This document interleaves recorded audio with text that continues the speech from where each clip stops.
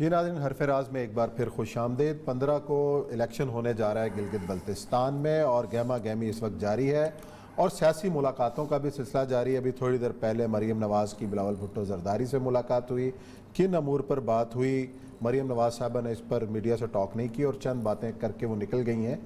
لیکن عوریہ صاحب، اس تمام تر معاملے کے اندر امتحان کس کا ہے؟ دیکھیں، گلگت بلتستان بہت ہیں امپورٹنٹ ہے۔ ابھی پہلا الیکشن ہے جو امپورٹنٹ ہے، اس کے پہلے کوئی الیکشن ایز سچ اس طرح امپورٹنس کبھی بھی نہیں۔ ایک تو یہ ہے کہ گلگت بلتستان جو ہے، جگلوٹ آپ گئے ہوں گے، جگلوٹ میں تینوں سلسلے ملتے ہیں، قراقرم، ہندوکش اور ہمالائنز، یہ اس کے پیچھے ہے۔ اس لیے آپ نے دیکھا ہوگا کہ سارے بادل جو ہیں وہ گلگت بلتستان کے ادھر رک جاتے ہیں۔ اسی طرح تمام تر سیاست، تمام تر جھگڑے، تمام تر پریشانیاں سب ادھر رک جاتی ہیں۔ اور آپ جیسے ہی آپ انٹر ہوتے ہیں راکا پوشی کا جو ساتھ سے گلگت کے اندر، تو آپ کو ایک سکون کا، اطمینان کا احساس ہوتا ہے۔ کچھ عرصہ وہاں ٹینشن رہی، شیعہ سنی بہت شدید قسم کی ٹینشن رہی، لیکن اس کے بعد انہوں نے خود ہی بیٹھ کے اس کو حل کر لیا کہ نہیں، ایسی بات نہیں۔ تقریباً 38.89% کے قریب وہاں شیعہ پاپولیشن ہے، 24% وہاں آغا خانی ہے، اور 30% کے قریب ہے سنی پاپولیشن وہاں شیعہ۔ اب غلط بھی ہو سکتی ہے، لیکن عموماً یہی کہا جاتا ہے۔ کوئی ظاہر بات ہے ایسا ہمارے یہاں کھانا تو نہیں، لیکن اسیسمنٹ چاہیے۔ ایک بعض لوگ چیلنج کرنا شروع ہو جائے کہ تو اسی پر کر لیں۔ تو اصل مسئلہ یہ ہے کہ یہ اس وقت وہاں پر وہ بہت حد تک فریگمنٹڈ ہے، کیونکہ طویل عرصہ لوگوں نے اس طرح کے حالات میں وہاں سے گزارا۔ پھر اس کا جو ماؤتھ ہے چلاس، وہ تو ایک زمانے میں اسامہ بن لادن کا گڑھ سمجھا جاتا ہے نا، کہ اسامہ بن لادن وہاں پناہ لی ہے، جو پورا مشہور تھا، جو نقشہ جو امریکن بناتے تھے، وہ کہتے ہیں کہ چلاس کے پہاڑوں میں چھپا ہوا۔ اور اتنے سخت جان وہ لوگ ہیں کہ میں ایک دفعہ چلاس میں گیا تھا، تو وہاں پر ڈپٹی کمشنر کے پاس بیٹھا ہوا تھا، تو وہاں پر صورتحال یہ ہوئی کہ افغان مجاہدین کے ساتھ، طالبان کے ساتھ امریکہ سے لڑنے کے لیے 4 لوگ گئے، تو ان میں سے 4 شہید ہو کے آئے، ان کے جسد خاکی پہنچے۔ 3 کی داڑیاں تھیں، 4تھی کی داڑھی نہیں تھی، مولویوں نے ان کا داڑھی پڑھنے سے انکار کرتے ہیں، جنازہ پڑھنے۔ میں نے ان کو کہا، میں وہاں تھا، میں نے کہا یار تم عجیب لوگ ہو، شہادت کی موت وہ لے کے آ رہا ہے اور تم اس کا جنازہ نہیں پڑھتے۔ اس طرح کی سخت گیر لوگ ہیں وہاں پر چلاس کے اندر۔ اوپر جا کے ذرا سا اچھا ماحول کیا ہے اس حوالے سے ہم بات کرتے ہیں۔ گلگت میں اس وقت ہمارے نمائندہ خصوصی شاکر عباسی موجود ہیں، اور اس ملاقات کے موقع پر بھی تھے، جو ملاقات بڑی اہم ملاقات کہی جا رہی ہے، خاص طور پر جو کراچی کے واقعے کی رپورٹ آئی ہے اس پر بھی بات ہوئی ہوگی۔ الیکشن میں کس قسم کا تعاون کرنے جا رہے ہیں دونوں پارٹیز؟ بظاہر تو ایک دوسرے کے خلاف جلسے جلوس نکال رہے ہیں۔ شاکر، کیا ماحول نظر آ رہا ہے آپ کو؟ دیکھیں عثمان صاحب، گلگت کے الیکشن کافی گہما گہمی رہی ہے، کیونکہ مین جو لیڈرشپ ہے اس نے آ کے یہاں کمپین چلائی ہے۔ آپ کو پتہ ہے بلاول تقریباً 20-22 دن پہلے ہی یہاں پہنچے تھے، اور پھر مریم بھی 5 نومبر سے پہلے اسکردو اور اب گلگت میں، اور بڑے بڑے جلسے ہوئے ہیں۔ ایک محدود جو تعداد ہمیں ملی ہے، بلاول کم از کم 40 جلسوں سے بلاول نے خطاب کیا، اور مریم بی بی نے آج آخری دن ان کا یہاں، کیونکہ انہوں نے صبح روانہ ہو، تو آج آخری دن بھی ان کے 4 جلسے گلگت کے مختلف جو ہے وہ مختلف جتنے بھی اس کے حلقے تھے ان میں انہوں نے خطابات کی، اور آخری جلسہ کچھ دیر پہلے انہوں نے جو حافظ الرحمان کا حلقہ گلگت کا، وہاں پر انہوں نے خطاب کیا۔ اس کے بعد کچھ دیر پہلے یہاں ملاقات، کیونکہ مریم اور بلاول بھٹو زرداری یہاں جو ایک نجی ہوٹل ہے 5 اسٹار، اسی میں ہی رہائش پذیر تھے، تو آج باضابطہ طور پر انہوں نے بلاول کو چائے پر مدعو کر رکھا تھا، اور شام 7 بجے کے قریب شروع ہونے والی ملاقات اب ختم ہوئی ہے۔ پہلے دونوں رہنماؤں کی 1 on 1 ملاقات ہوئی الگ، اور اس کے بعد وفود کی سطح پر ملاقات ہوئی، جس میں مسلم لیگ نون کی جانب سے سینئر رہنما شاہد خاقان عباسی، احسن اقبال، مریم اورنگزیب، پرویز رشید، برجیز طاہر، انہوں نے مریم کی معاونت کی، جبکہ بلاول بھٹو زرداری کی معاونت کے لیے شیری رحمان اور یہاں کے جو صدر ہیں پیپل پارٹی کے، وہ وہاں موجود تھے۔ تو ملاقات کے بعد مختصر سی گفتگو ضرور کی ہے مریم نے، اور انہوں نے بتایا کہ کافی اچھے ماحول میں ان کی جو ہے وہ ملاقات ہوئی، اور جو پی ڈی ایم کا بیانیہ اس کو لے کر انہوں نے کہا کہ ہم بالکل اس کو لے کر ہی۔ اچھا، پی ڈی ایم کے بیانیہ میں تو وہ عمران خان کے خلاف تو ایک ہیں، لیکن عمران خان کے خلاف گلگت بلتستان میں الگ الگ الیکشن لڑ رہے ہیں، ایک دوسرے کے مقابلے پہ الیکشن لڑ رہے ہیں۔ اس ملاقات کے اندر کوئی سیٹ ایڈجسٹمنٹ کی کوئی بات ہوئی ہے دونوں کے درمیان، یا ابھی کچھ نہیں کہا گیا؟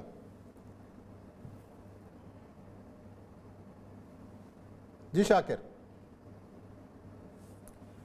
کیونکہ سیٹ ایڈجسٹمنٹ تو کہیں پر بھی نہیں ہے کہ مذہب اچھا میرا خیال ہے آرڈیو کا مسئلہ آ رہا ہے اس میں، لیکن بہرحال اچھا میں آپ کو بتاؤں کہ پی ڈی ایم کا بیانہ جو ہے نا بیانیہ جو وہاں پر جو ہے ان کا ایشو نہیں ہے.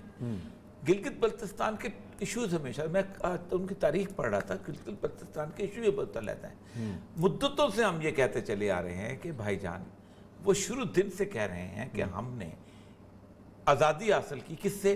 مہاراجہ کشمیر سے. صحیح ہے، ایک ہندو سے آزادی، لیکن ہم الگ ہیں. اور ہم نے آپ کے ساتھ ملنے کا اعلان کیا. ٹھیک، آپ نے ہمیں اقوام متحدہ میں جا کے کشمیر کا حصہ بنا دیا، جبکہ کشمیر کے ہمارے حصے کے اوپر اس نے آ کے ہندو رنجیت سنگھ کے زمانے میں قبضہ کیا تھا. پھر آپ نے آزاد کشمیر کے اس سے وزیر اعظم سے ان سے ایک خفیہ معاہدہ کیا کہ آپ اس کو ایک قصہ سمجھیں گے لیکن علیحدہ ہوگا، اور آپ نے ہمارے اوپر ایف سی آر نافذ کیا گیا. بہت بری طرح ہم نے ان کو دیکھا نا، ان کی بہت، وہ کہتے ہیں کوئی مستقبل تو ہوتا ہے. اور سب سے بڑی بات یہ ہے کہ سب سے اس وقت مستقبل کیوں بنا؟ یہ وہی بات ہے کہ پاکستان چائنا کے لیے کیوں امپورٹنس ہوا کہ پاکستان چائنا کی شارک بن گیا ہے. صحیح ہے. اب گلگت بلتستان چائنا کی بھی شارک بن گیا، پاکستان کی بھی شارک بن گیا. اب تو سب کا لاڈلا بچہ ہے. اور گلگت بلتستان میں لوگ دیکھیں، آپ دیکھیں، آپ اندازہ کریں کہ پاکستان کے ہر خطے میں، بلوچستان میں چلے جائیں، کراچی چلے جائیں، لاہور چلے جائیں، آپ کو کہیں کوئی غریب کو ملے گا تو گلگت بلتستان سے ملے گا. اور آپ سوچیں کہ وہ 3 دن کی اپنا سوال کر کے نا، اس زمانے میں جب یہ 17 گھنٹے ہوتا تھا سفر، وہ وہاں جاتے تھے، اتنی غربت تھی وہاں پر، اور ہے بھی ظاہر بات ہے. تو اب جو الیکشنز ہیں یہ بہت امپورٹنٹ ہیں ان کے لیے. جی شاکر کیا حال؟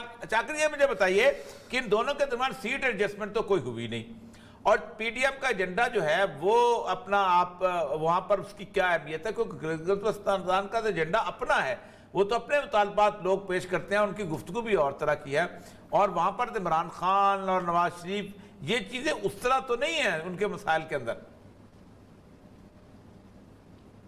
دیکھیں پی ڈی ایم کا یقیناً جو ایجنڈا ہے وہ یہاں بہرحال اس کی جو پی ڈی ایم میں ایک مفاہمت کا عمل تھا. آپ اگر گلگت بلتستان کی سیاسی تاریخ دیکھیں تو گزشتہ 2 انتخابات میں جو روایتی حریف یہاں جماعتیں تھیں وہ مسلم لیگ نون اور پیپلز پارٹی تھی، اور ان کے سٹیج سے ایک دوسرے کے خلاف بڑے تابڑ توڑ حملے ہوا کرتے تھے. لیکن یہ پی ڈی ایم کی برکات سمجھ لیں کہ اس انتخابات میں ہم نے نہ پیپلز پارٹی کے کسی سٹیج سے نون لیگ کے خلاف کو بات سنی، اور نہ ہی نون لیگ کے سٹیج سے پیپل پارٹی کے خلاف بات. اچھا شاکر، آپ کو گلگت کا کیا ماحول نظر آ رہا ہے؟ وہ وقت گزر چکا ہے.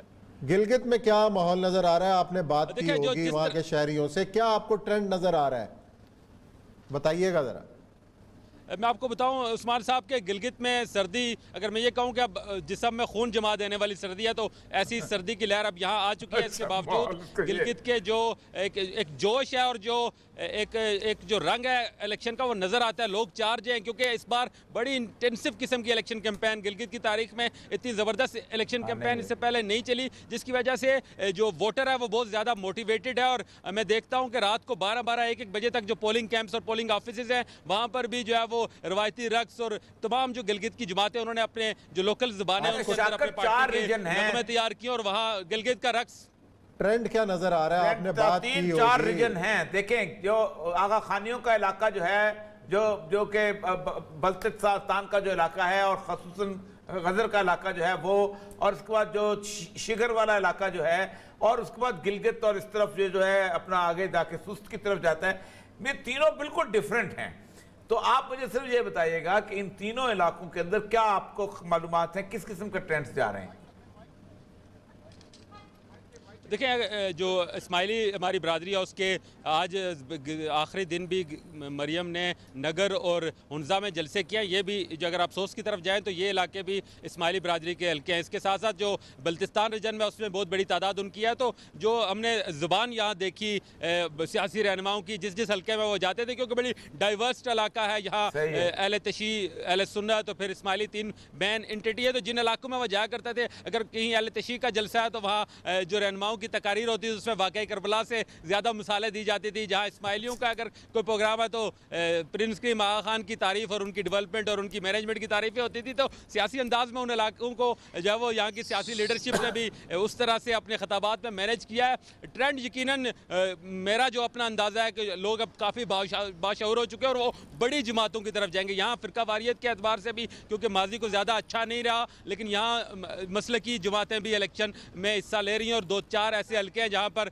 कन्फर्म है कि वो मसलकी जमातों के जो उम्मीदवार हैं उनकी पोजीशन बाकियों की निस्बत बेहतर है। वो एक उनसर ज़रूर है, लेकिन जिस तरह से मरकज़ से यहाँ सियासी लीडरशिप आई, बिलावल आए, जिस तरह मरियम आई और फिर तहरीक इंसाफ के जो है वो आए यहाँ जो वुज़रा हैं और इमरान खान खुद भी एक नेशनल डे पर आए, तो इसी दौरान इससे ये लगता है कि जो एक नेशनलिज्म की सियासत बहरहाल यहाँ अब उसके ऊपर जो है वो भारी हो रही है। जिस तरह से यहाँ सेक्टेरियन पॉलिटिक्स को अब एक साइड पर करके लोग नेशनल इश्यूज़ और नेशनल पार्टीज़ के साथ खड़े नज़र आते हैं, और ये बड़ी तब्दीली है गिलगित बल्तिस्तान में। क्योंकि मैंने 5 साल पहले भी जब मैं नियो की तरफ से इलेक्शन कवर करने गिलगित आया था, तो ये बात अब पता नहीं हाफिज हुसैन साहब या उनकी जमात के हक में जाती है नहीं, लेकिन बहरहाल 5 साल बाद जो मैंने गिलगित देखा वो बड़ी हद तक बदल चुका है। यहाँ काफ़ी बेहतर तरक्याती काम भी हुए हैं, और जो एजुकेशनल इंस्टीट्यूशन है, हेल्थ इंस्टीट्यूशन, रोड्स, पुल, ये भी अब बेहतर बने। तो अगर 5 साल बाद मैं आके देखता हूँ तो गिलगित बदला, तो गिलगित सियासी तौर पर भी मुझे इन जलसों में, इन इलेक्शन कैंपेन में और जब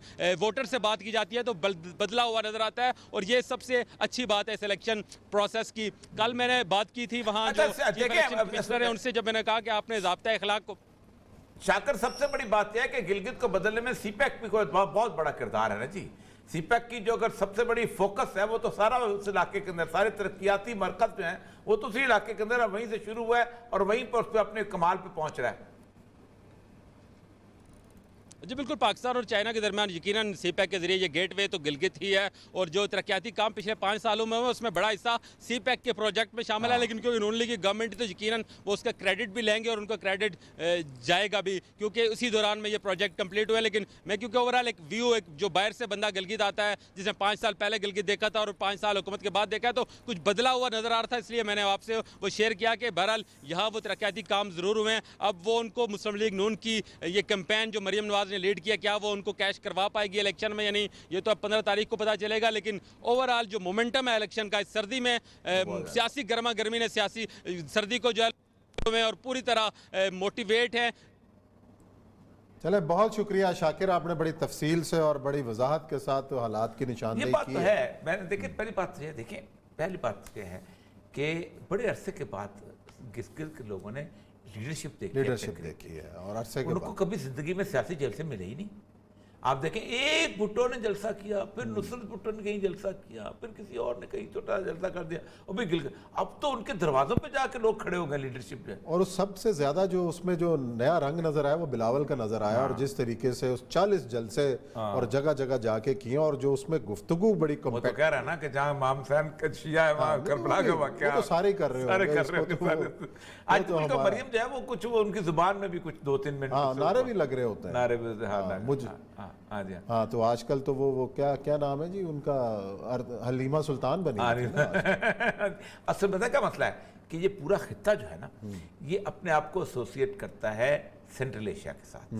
गिलगित बल्तिस्तान वाले कहते हैं कि हमारा ना इस यहाँ से, आप देखिए खुद सोचें कि ताजिकिस्तान से सैयद अली हमदानी आए थे, और ये सैयद अली हमदानी जो है वो एक मस्जिद है उसमें खपलू में, लकड़ी की बनी मस्जिद है, जहाँ उनका मुज़ाकरात हुए थे, मुबासा हुआ था यहाँ के बुद्ध और राजाओं से, और वहाँ पर जो पूरा इलाका ना सैयद अली हमदानी ने उनको मुसलमान।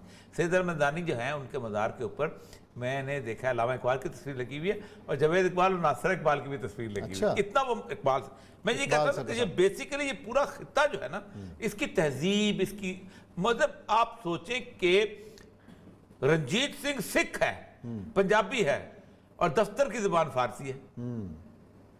चले देखते हैं क्या होता है, इतवार वाले दिन क्या नतीजे आते हैं।